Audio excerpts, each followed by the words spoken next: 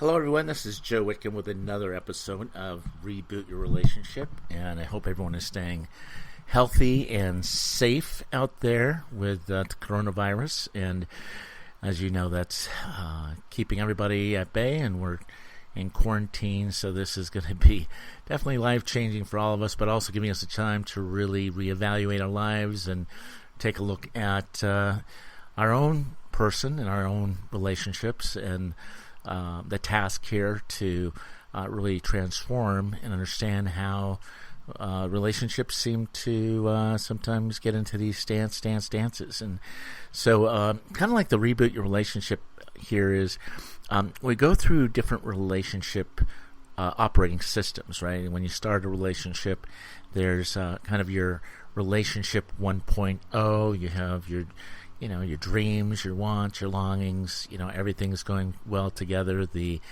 symbiosis of the relationship, the chemistry, that newness, the honeymoon stage of relationships. And it's been very curious. I've been binge watching some Netflix series. Of course, Game of Thrones is one of them, but I've discovered this other one I would encourage everyone to watch. The whole series on Love is Blind. It's really an interesting dynamic and social relationship dating experiment, if you will, that is shown on TV, and just how people relate, connect, and go through the challenges and relationships, the storming, the forming, the norming, the performing, or the forming of those relationships, then get into the storming.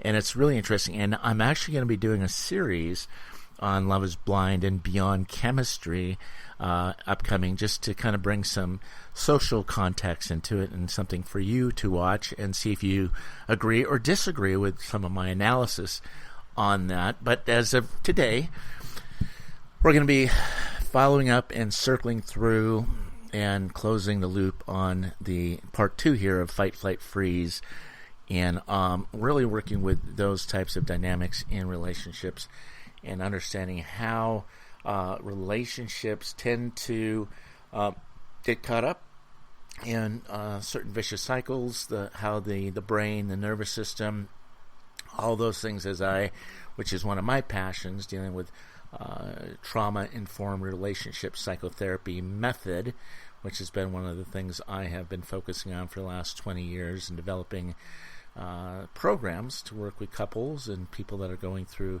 really challenging times, whether they're feeling unfulfilled, unsatisfied, stuck, confused, hurt, angry, all those things that bring up the pain in relationship. And we're hoping we can get beyond that and understanding better of who are you when you're with your partner or with a potential partner, and how do we bring back the magic, and learning more about how to recognize, how to get through some of these unique challenges from another perspective. And this perspective is mine, and I have some biases, as you probably have listened to in the past, about just the idea of going through that we're born in relationship for relationship, and we learn relationship through relationship. We learn, it's been modeled. It's been one of those things that, as children, we learn what we live what we learn, and we get the wounding of relationships.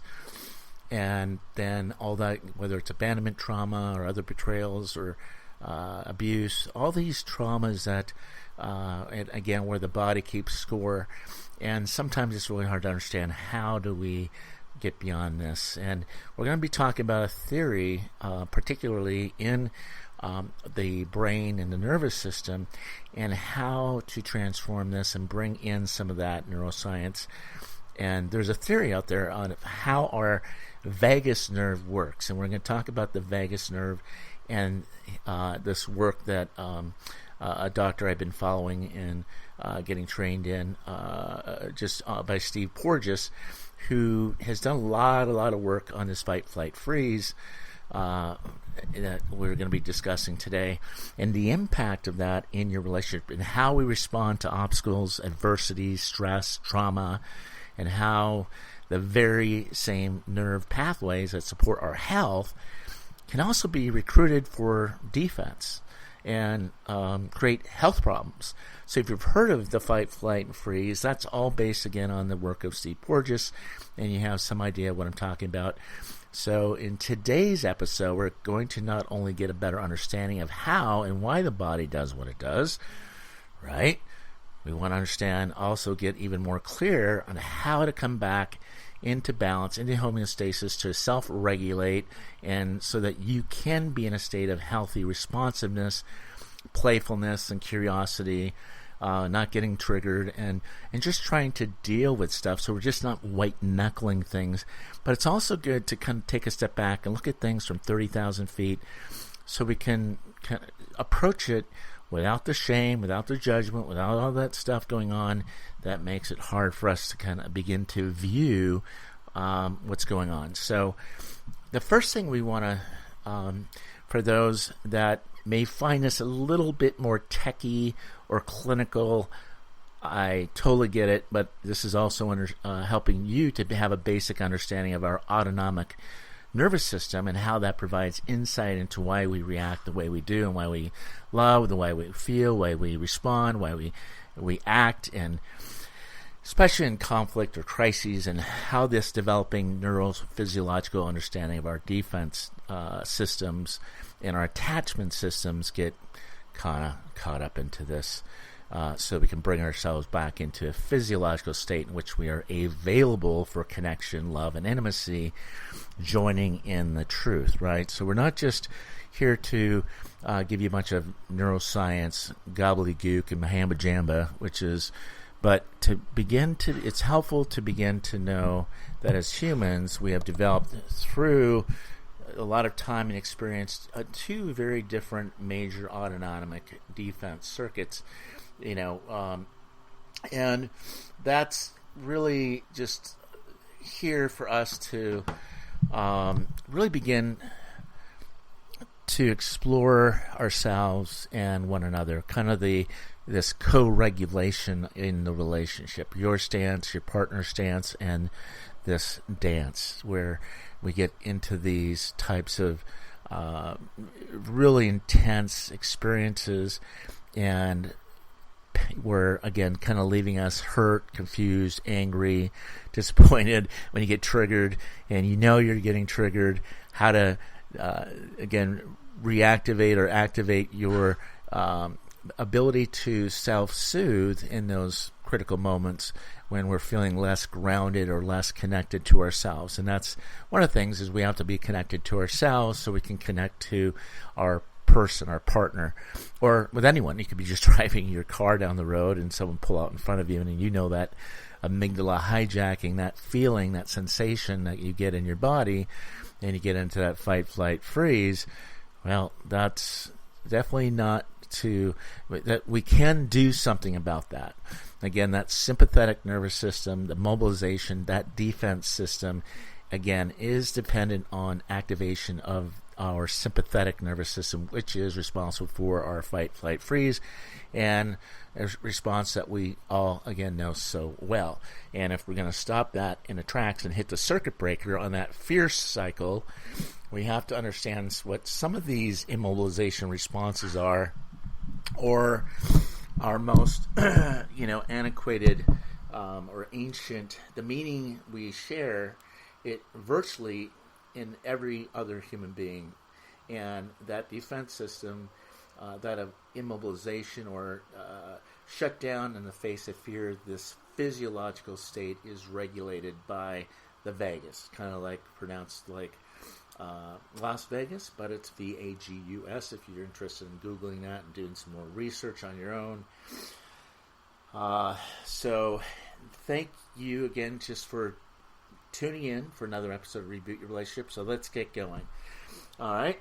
I wanted to just go into, there's no conscious input in how these systems get activated, especially when we're looking at the physiological part of the state when it's regulated by the vagus. It includes what happens here is you get reduced oxygen demands, a reduced metabolic demands. And that can include, again, when we're dealing with post-traumatic stress reordering, which is the reordering of the brain, the nervous system, the hormones, all these other, even restructuring your DNA, which is such an important understanding of how deeply trauma can go into the body at a cellular level, and can lead to other things like passing out, defecation. The list can go on, and just what could happen when we are facing immobilization and facing that fear as an adaptive behavior that allows us to disappear. And those who've experienced or work with others who have experienced trauma, you know this state really well. And I'm being one of a military veteran with PTSD, and this is one of the most difficult things to connect to as the body keeps score. That part where we go unconscious, kind of get into that black and white, all or nothing, rigid, tight, inflexible part where anger comes out, or we disassociate, detach.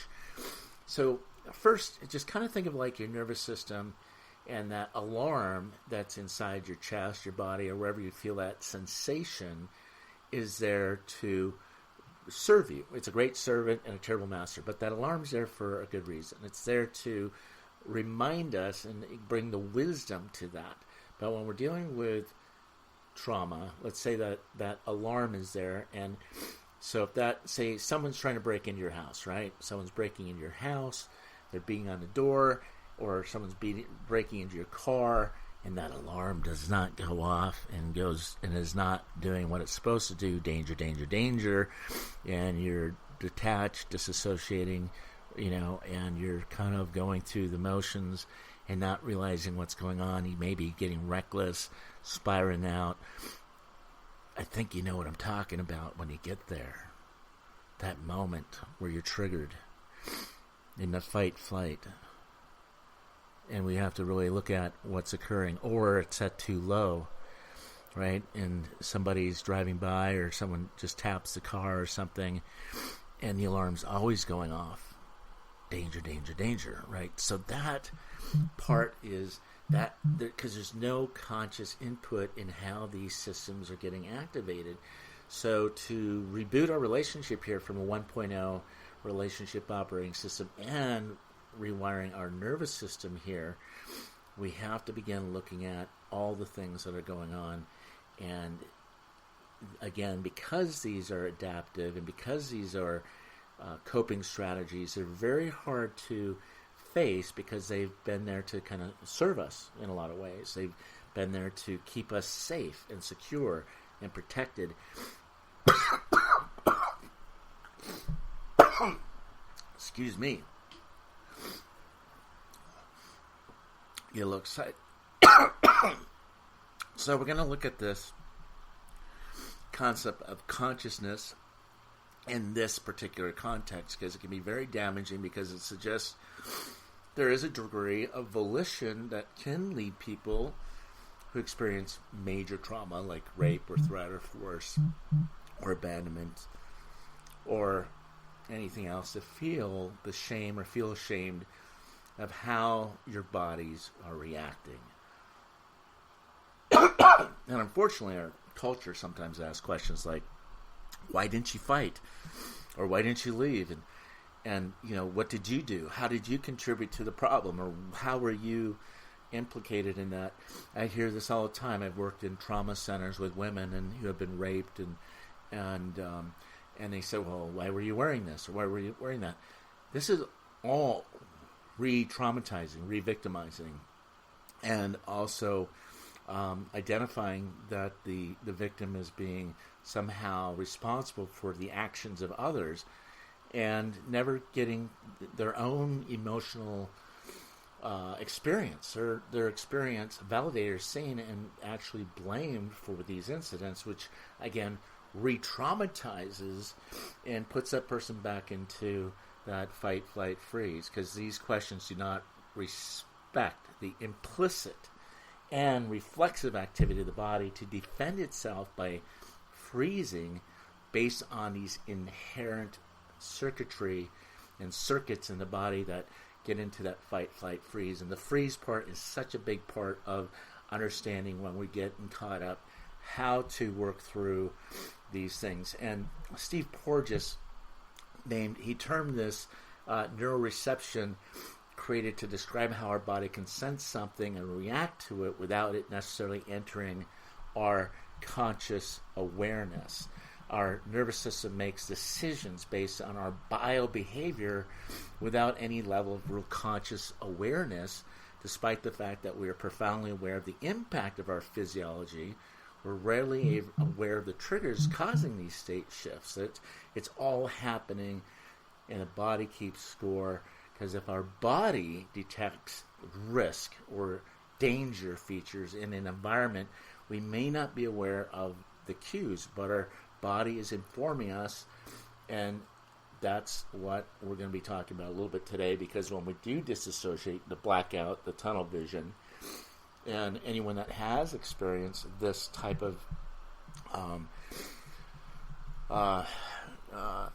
issue showing up in your relationships or with your partner, this is such an important thing, because most of us are overlooking it and not understanding the complexity. There's so many multiple dimensions co-occurring simultaneously that not one of these dimensions or issues or can really describe what the conflict is without understanding that there is more going on, as we'll just say, we'll quote Shakespeare just to keep things interesting.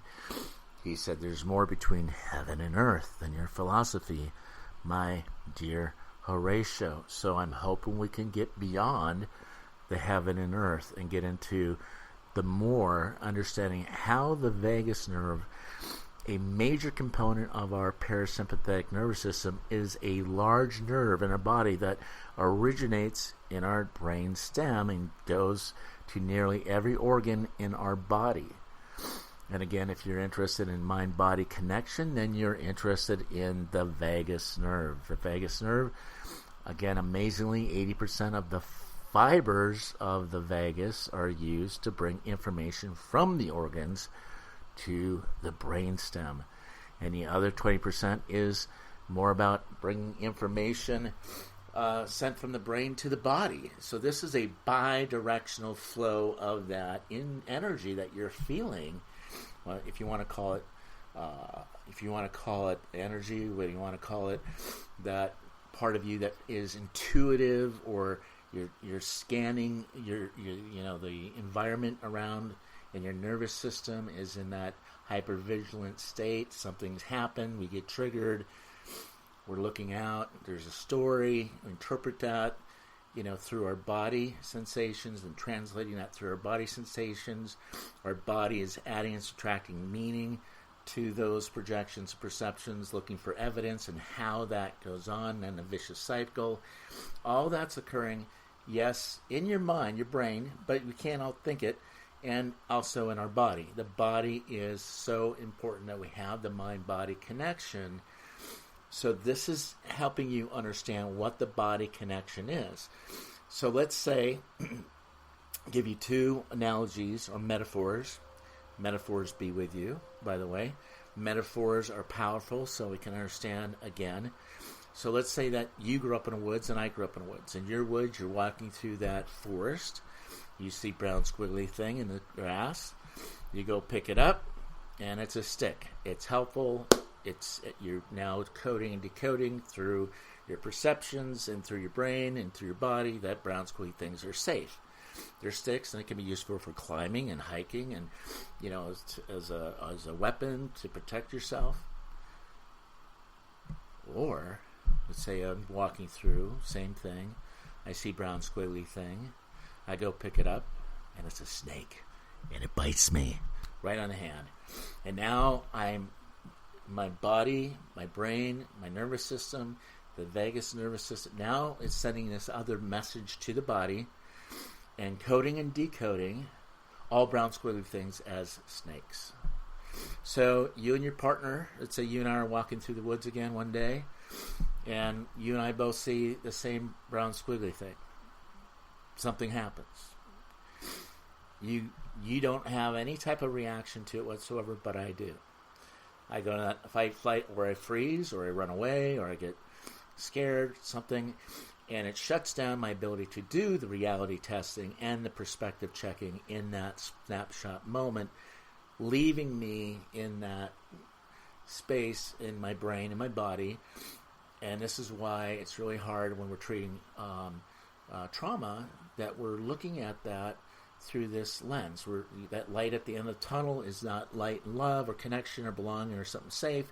It's a train, right? And we're avoiding and we're not walking down those tracks to find out, because we know what it was like the last time that we experienced brown squiggly things, right? Or we hit the train was coming down the tracks, and so now we're that avoidance mechanism, the fleeing or the shutdown, that part of the avoidance mechanism in our body is now preventing us from actually doing the reality testing and perspective checking, which was something that we had in place before the trauma. So now this other analogy, metaphor that kind of goes with this is kind of think of it as a you're walking through the woods and there's a bear, right? You see the bear, your nervous system starts pounding, your heart starts racing, your adrenaline goes up, your parasympathetic system goes up, your sympathetic, all this stuff, fight, flight, freeze, all that's going on in your heart, bang, bang, bang, boom, boom, boom, danger, danger, danger. And you either fight the bear, you run away from the bear, or you play dead. And again, guys, that is adaptive. That is how your nervous system should be operating when you're in the woods and there's a bear, right? That's supposed to be the case. However, let's say you go home and the bear lives in the same house as you, and there is no escape, there is no fleeing, there is no shutdown, there's nothing you can do, nothing you can say. You feel that sense of powerlessness, helplessness, shame, and the bear is living with you, and now it's chronic trauma. And you're still learning how to cope and deal with this very difficult and extreme calculus problem called trauma, right? This unsafe environment, and now your brain and everything in your body is internalizing all that, metabolizing that, and that means that our organs are carrying a majority of that bodily information. And the vagus has two branches here. The older branch that can be recruited for defense, kind of think of that as a train track, or one track, and that the organs below the diaphragm, and this elicits that immobilization behaviors. In another newer, more evolved branch, this other one, when functioning, keeps the fight, flight, freeze in check, and it supports our health and our growth and our restoration. It's a part of our autonomic nervous system that is responsible for allowing us to connect to ourselves, to someone else, to self-soothe, to be playful, to be in a relationship. All that's co-occurring. So you have these two tracks, these two ruts or grooves in the brain and in the nervous system.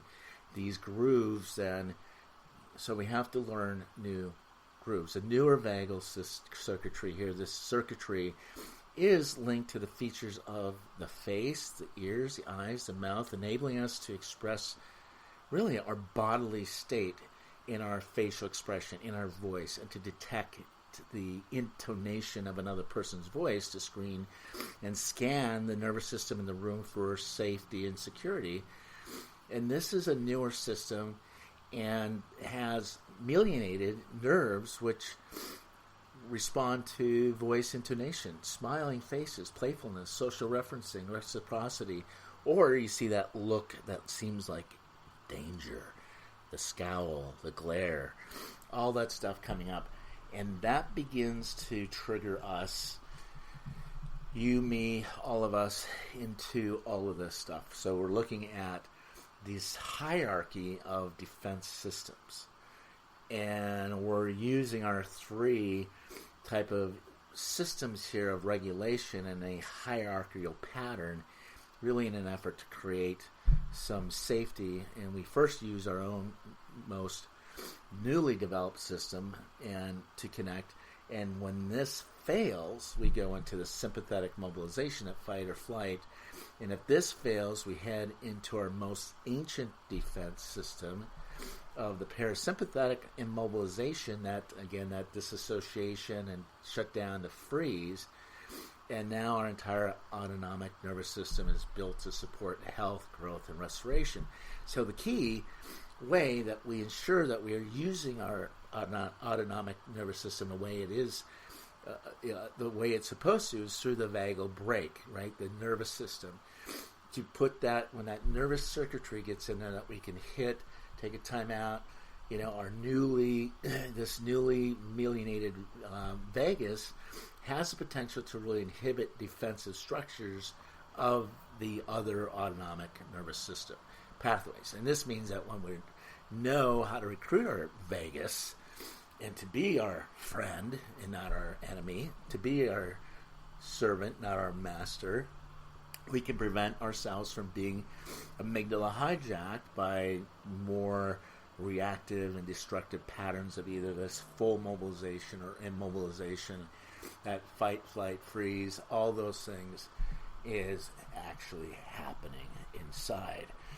And this is important, that we're realizing it's not happening outside of us, it's happening within and between, and that within part in the space between.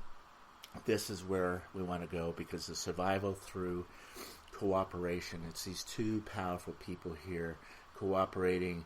This, while being human is pretty great deal, there are a few things that we do not do very well, and Langlo are not really wired to deal well with being ourselves and being authentically ourselves, and any extended or intensive isolation is not good, right? So a lot of that, what I was talking about earlier with the trauma, is one of the symptoms, because your nervous system is always in that hypervigilant state.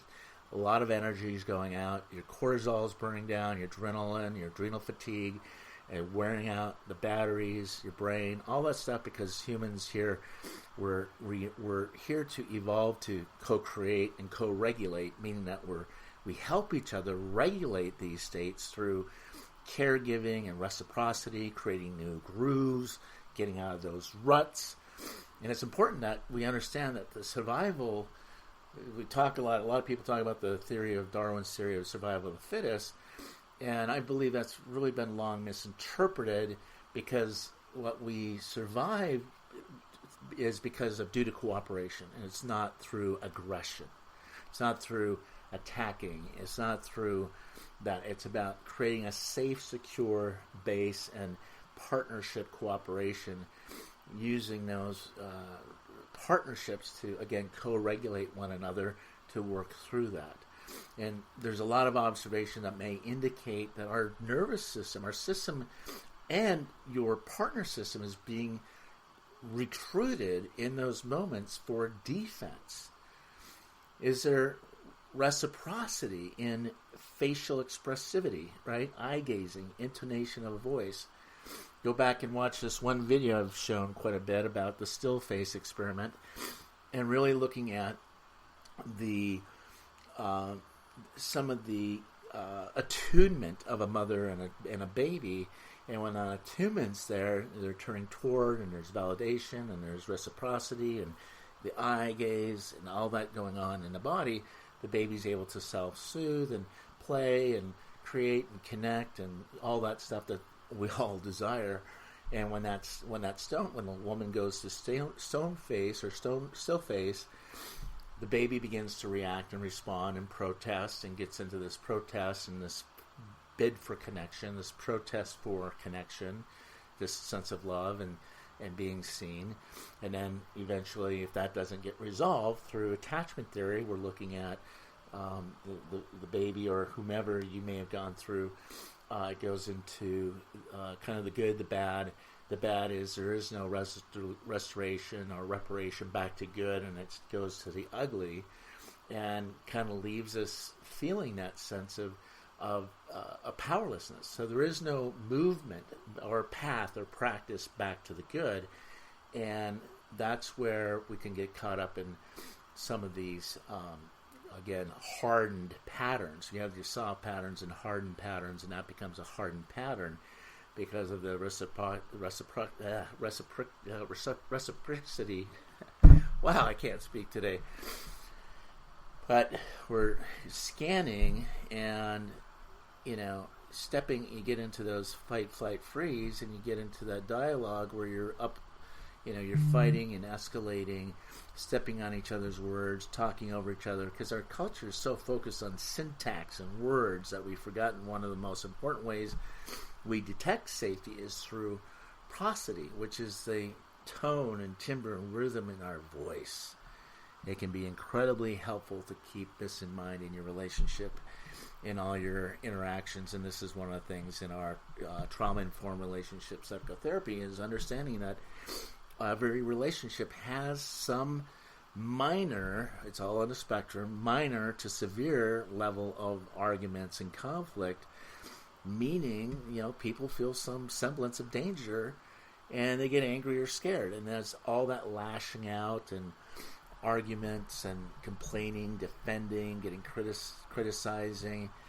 When this happens, that neural tone of the muscles and face is now reduced, which changes the tone of the middle ear, and literally people will have difficulty hearing you because they're just seeing what they're seeing in your face, or vice versa. You get into, again, that co-regulation or co-dysregulation in these arguments with partners or kids. And, it's likely that, other people are also having difficulty understanding you because they are actually having difficulty hearing you or hearing me. And that's part of the communication. Well, communicating with our partner regularly, like doing the check-ins, reality testing, and leaning in, and it's not just what you're saying, but how you're saying it, what your tone is, what is your body communicating, is your partner in a physiological state in which they're open to engage and hear you. But going back to the trauma itself, that wounded adaptive child having to learn to get really rigid, black and white, all or nothing, shutting down, getting angry, lashing out, or distancing, or again stonewalling, or whatever you do, whatever your signature move is in that moment, doesn't get you to that safe space between. And that's one of the most important things when working with couples, is trying to get back into that sense of safety and understanding our biological primed, physiologically primed way of relating can help us understand and take back power. Because in that experience, and not the event, something happened, the trauma leads us to, again, a lack of feeling or difficulty feeling our own body. And you know what I'm talking about and I've been there too, just like you guys, with the trauma histories have very little to do with the actual events that occurred, and more often to do with the physiological responses that occurred around you when considering your or someone else's trauma history. So focusing less on the objective events or facts of those experiences, becoming more curious and become witnesses to these subjective experiences. Because then we can lead to an understanding of how and why the body is reacting in certain ways, and why we, again, going back to some of the attachment stuff, and why we love, feel, and act the way we do. Because if we don't feel our own body and we're not connected to ourselves, we're going to have difficulty relating to other people's bodies as well. Again, this is kind of the mirroring and projection and perceptions, and how the feature of trauma histories is really the lack of feeling one's own body. Do you get it? And that's a scary place to be, because in order to get a sense of power and freedom to choose something different in that moment, and how we present ourselves to our partner or to our partner to us, is happening and co-occurring in and co-regulating in the body. And it's helpful to look at how well that we're playing or whatever, so that we're not playing with the wounded child here, but we're bringing play. We're being playmates here with the healthiest part of our child, with our other healthy child, right? So that's really super important, that we can stop the blame game and the trauma looping and trauma bonds that come up when we begin to feel our own body again, and that, and our ability to be spontaneous, reciprocal, spontaneous in the interaction, be more nuanced, being more flexible. Are they responding to cues? Now, when I say nuance, it's the nuance part of us is that humbling and yielding and relaxing our bodies in that moment. And so, meditation, all sorts of other things, or meditating with your partner, praying with your partner, doing breathing exercises with your partner, mirroring your partner's breathing in the body. All those can be very, very helpful. And it's not woo-woo. It's just another way of regulating, co-regulating your body with each other. But being nuanced, it's kind of like the warrior. I was talking to this one warrior, and I said, what does it take to be a good warrior? He goes, forget about that. He goes, being a warrior, yes, but being a good man means knowing when you're facing a tiger, let's say, that you're fierce. When you're with your partner, you're relaxed, and you're humble, you're connected, you're loving, you're caretaking, you're a secure, functional adult. When you're with a baby, you're able to self-soothe and calm, and as you regulate, your baby regulates too, right? It becomes this mirror. And so these are some of the things of how to, begin to slow that down. Because in addition to the question of how well are you playing, right, or being more nuanced or playing with the resistance, the other important question here is how well are you, going through, how's your body going? How is that showing up? How's your sexuality? Are you highly anxious or tightly wrapped? And will you, because now your digestive system reflects that. Your sexual response to intimacy will reflect these features as well. If you having a hard time, if connection is really hard, and you're talking about sex, and you get in that fight, flight, freeze, it's kind of like the gas and the brake going on at the same time, because our autonomic nervous system is there to support health, growth, and restoration and reparation. But it's only when it's, we can use it chronologically or chronically for defense that we begin to have dysfunctions and disorders that manifest in our organs. So the repair part, I talk about resolving, restoring, repairing, and reconciliation, that process. The repair part, we have these violations of expectations, these violations of human connection all the time. Whether it's a small t trauma or a capital T trauma, these violations of human connection or expectations, however, when you have that violation, it creates an opportunity here for a repair of the nervous system, repair of within and between, that space between, that wiring, that tethering between you. Because it's important to remember that it's not just the words of an apology that matter as much as it's how the apology is said, the gestures, the words, the intonation of the voice. Your partner is only going to respond to a valid apology when the nonverbals are congruent and in concert and consistent with the intention, because otherwise you may find that your intention and the effect of that isn't working, right? Your intent and the effect. Intention and the effect.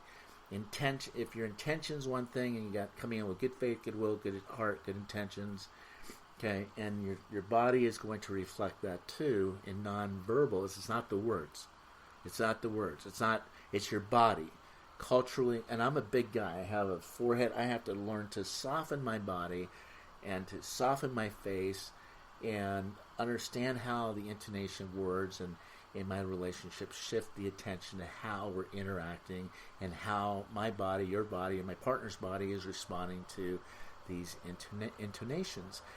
And I got stories in my past podcasts of how I've had to work through some of that with myself, my children, my family, because we got to remember to ask, okay, how am I creating safety in this interaction? What's my stance? Who am I in that moment? Who am I being? Where am I? Where am I going? What am I doing? How am I showing up? What's my highest purpose? What am I championing here? Am I speaking with prosody in my voice that will create comfort for my partner? Am I being more playful, using gestures of engagement and more playfulness to play with my resistance, their resistance, whatever that playfulness is? They play, that helps to regulate each of our physiological state rather than more pain for pain, hurt for hurt, injury for injury, wound for wound, that vicious cycle. Because the notion of connectedness is biologically primed and takes control precedence, and it's imperative because the goal as humans here and as good spouses is to interact in a way that regulates each other's physiology, and it's a responsibility for all of us, right? As we're going through what we're learning right now as a society, we are responsible, as we're going through the coronavirus and all the stuff that's going on, that we all have a contribution to that. And just like these viruses and everything, it's the virus of fear, the fear virus, right? This thing that takes fear and the shame takes this control precedence and takes us out of connection, love, repair, and all of that stuff. So that's important that we understand that there is a co-regulation, also kind of an emotional, kind of think of it as an emotional contagion. We're watching it right now out there in the world. Everybody running around grabbing toilet paper and Purell to stay safe and protect themselves. And, taking care of our own and taking care of one another and social distancing is a responsible thing, and social distancing and leveling the flattening the curve. All that's super important, but there's a way to do that. But that emotional contagion of fear, shame, the physiology of that continues to be a part of that vicious cycle. So it's not just healing, and enjoyable, but it has this great impact on our mental, physical health, spiritual health, because it supports the circuits of health, growth, and restoration. And that's where we get into understanding some of the somatic experiencing. When I mean somatic experiencing, that's the body experiencing what it's experiencing in that moment. So in these efforts to recover from trauma, it's critical that we learn how to separate physiology from events, right? This is super important. It occurs when we have the opportunity to be in the same physiological state in which we experience the trauma. However, in a way in which we have the control we did not have when we experienced that original event. So again, it's kind of going back, you get handed this very challenging calculus problem that you were supposed to solve at 5 years old, 7, 8, 9, and you hadn't learned the 5th grade level fractions, decimals, integers, algebraic reasoning. So you're now trying to solve calculus with those skills. Doesn't work. It works in a sense because you learn to survive by shutting down, withdrawing, disassociating, fight, flight, freeze. All those strategies, they worked. And thank God they worked for that little wounded child, but they don't, if you and your partner can see, does not work or serve the relationship. And so all that is occurring in the somatic experience. So we're trying to, in the trauma-informed relationship psychotherapy method, when I'm working with couples, military veterans, first responders, people that have had childhood abuse, this is some of the critical stuff that we need to learn how to separate physiology from the events.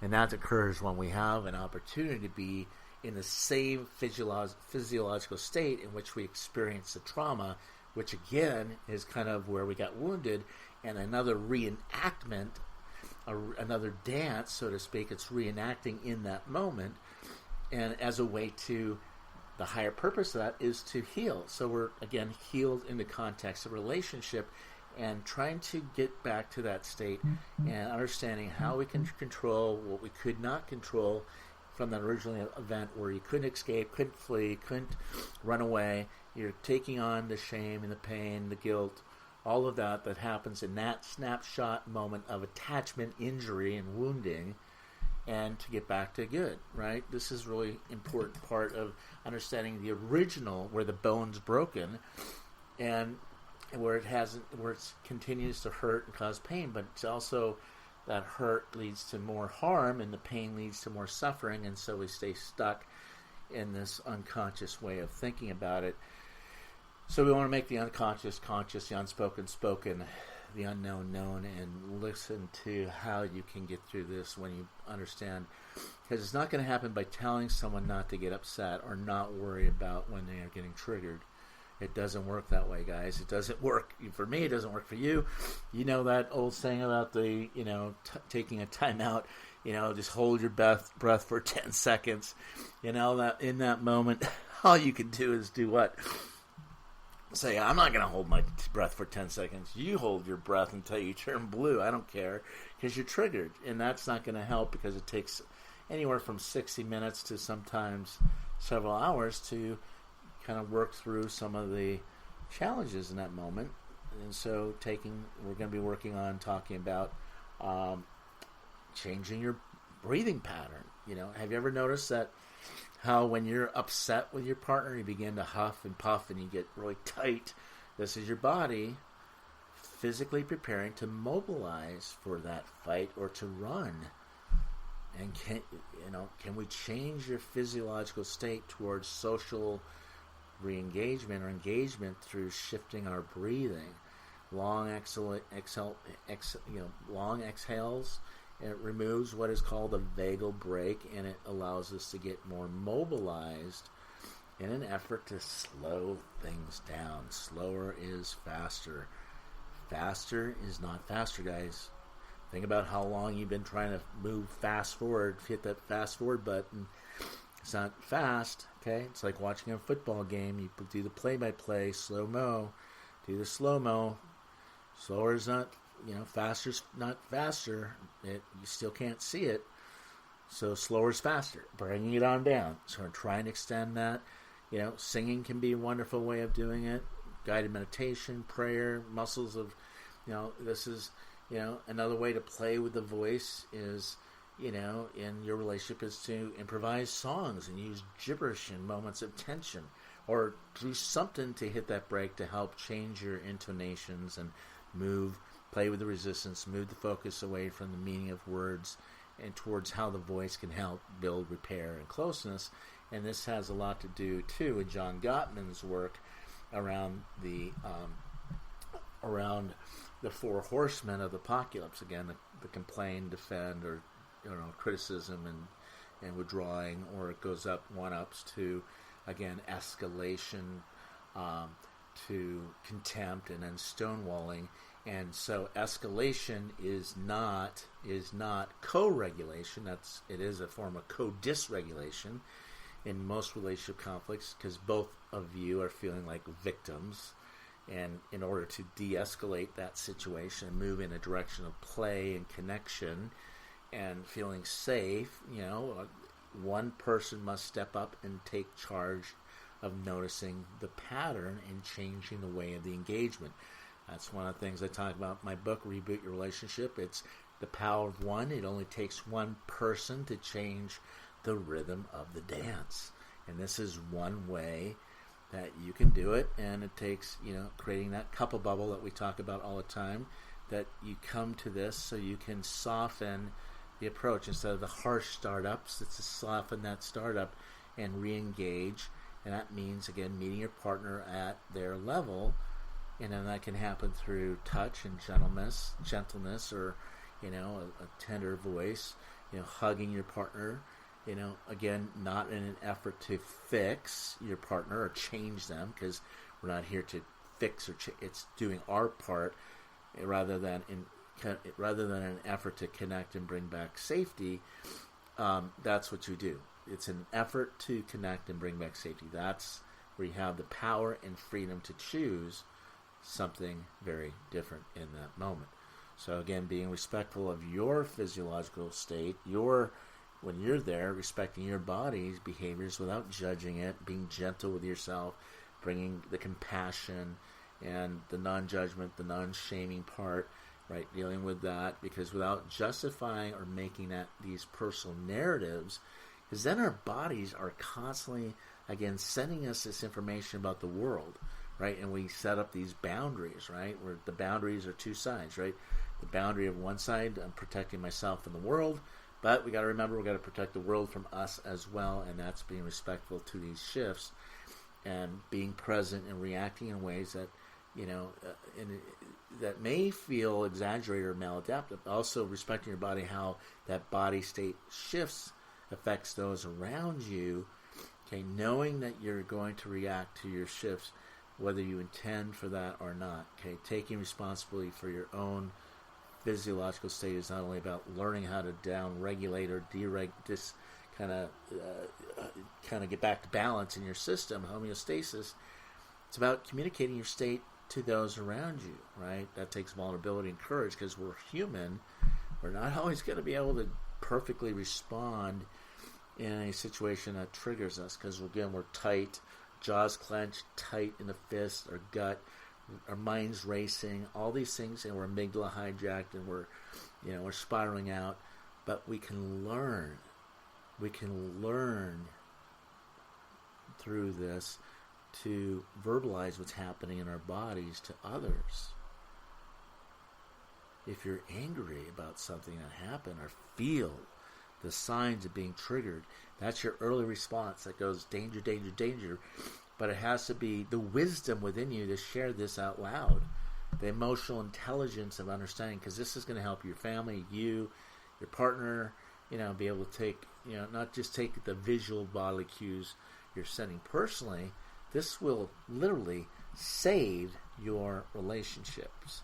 This will save your relationship, because remember, to change, let's say, your voice, to do a softer startup versus the harsh setup, bringing in a gentle touch or making a bid for connection, as long as it's mutually safe here, to see yourself as the vehicle for healing and safety for the crucible and your partner, again, because you can be healed in the context of the relationship, but you're both going to have to do that. So before you react, listen, stop, think, observe, process, right? Suspend judgment.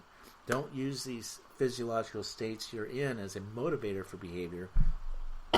Just hit the pause for a moment, hit the pause button, hit the circuit breaker, and get a better evaluation of the context. You can go back to my other podcast here. We're talking about taking time outs and taking charge of our triggers, and that goes into more detail on how to deal with that with your partner so that you can stay present, get back to the physiological state that allows you to be responsive, engaged, connecting, emotionally available to your partner, and to answer that $96 million question I always talk about for both of you. Because this is two people. This is two powerful people adjusting, accommodating, committing to leaning into your third pole to create a safe, secure environment, so that, because this is your life, this is, and those people in your life, and this is such a powerful thing. But the $96 million questions: are you there for me? Can I count on you? Do you have my back? Right? Do I matter? Am I important? Giving that to your partner as a gift. Okay, are you going to stay curious, the wonderment, and really be responsive and attuning and also being accessible and validating of your partner? It doesn't mean that they're right or you're right, or you're validating each other's experience and getting there to save the relationship no matter what, right? And being that secure, functioning adult to get back to your secure connection. That is so critical here, and that's where we want to go. This is how we work in therapy. This is how I work with couples, and we get you there, but we've got to understand this is a very key, significant part of how we're wired. And I'm reminded of a verse in Genesis when God was talking to Cain, and he said, Cain, he says, anger, is crouching at the door. It wants to master you, right? And he says, but you must master it.